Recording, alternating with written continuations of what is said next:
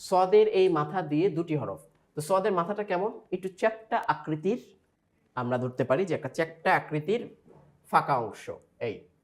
তো সদের এই অতিরিক্ত অংশটুকু তো আমরা কেটে দেই, শুধুমাত্র তার মাথাটা থাকে যেটা দিয়ে তার মূল আকৃতিটা বোঝা যায়। তো সদ লাম, তো সদের এই মাথা দিয়ে দুটি হরফ, একটা হচ্ছে সদ আর একটা হচ্ছে দদ। তো সদ এইভাবে, সদ লাম তার আপন আকৃতি পড়ে গিয়েছে, লামের সাথে সংযোগ হয়ে গিয়েছে। দদ লাম, দদ উপরে একটা নোক্তা চলে আসছে সেজন্য সেটা দদ, সাথে লাম আসছে। সদ ইয়া, ইয়ার তার আপন আকৃতি রয়েছে। আর একটা জিনিস খেয়াল করবেন অবশ্যই, ইয়া যখন তার আপন আকৃতিতে থাকে ইয়ার কিন্তু তখন নোক্তার প্রয়োজন হয় না। ইয়ার নোক্তার প্রয়োজন হয় তখনই যখন ইয়াটা কোণার আকৃতিতে আসে। তো এখানে সদ ইয়া হলো, এখানে হচ্ছে দদ ইয়া, এখানে সদ ইয়া লাম। তো সদের মাথাও আমরা পাচ্ছি, এদিকে এক কোণার নিচে দুটি নোক্তা আমরা পাচ্ছি, তার মানে ইয়া, সদ ইয়া লাম।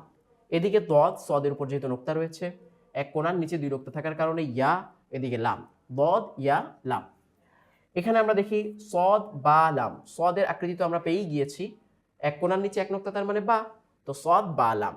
এদিকে সদের উপর নোক্তা আসার কারণে দদ, দদ আর কোণার নিচে এক নোক্তা থাকার কারণে বা, দদ বা লাম।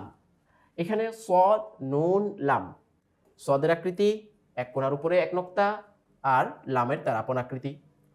দদ নুন লাম, তো দদ সদের উপরে নোক্তা থাকার কারণে, এক কোণার উপরে নোক্তা থাকার কারণে নুন আর হচ্ছে নাম।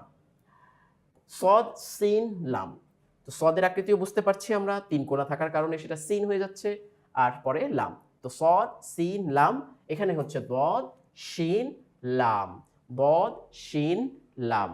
তো একদিকে যেমন আমরা পার্থক্য করে প্রত্যেকটা হরফের ভিন্ন ভিন্ন এক একটা আকৃতি সংযুক্ত হলে কি হয় সেটাও শিখতে পারছি, আরেকদিকে আমরা সংযুক্ত হরফগুলোও শিখতে পারছি। আর এটা তো আমরা সবাই জানি, বাংলায়ও সে একই নিয়ম, যে একাধিক, দুই বা একের অধিক কোনো বর্ণ যদি একসাথে হয় সেটা কি হয়ে যায়, শব্দ হয়ে যায়। সেটা আরবিতে আমরা বলি দুই হরফ বা দুইয়ের অধিক হরফ একত্রিত হয়ে সেটা কি হয়ে যায়, লফজ হয়ে যায়, যেটা বাংলায় আমরা শব্দ বলে থাকি। তো একদিকে আমাদের শব্দও শেখা হচ্ছে, আর এদিকে আমরা হরফের আকৃতিগুলোও বুঝতে পারছি।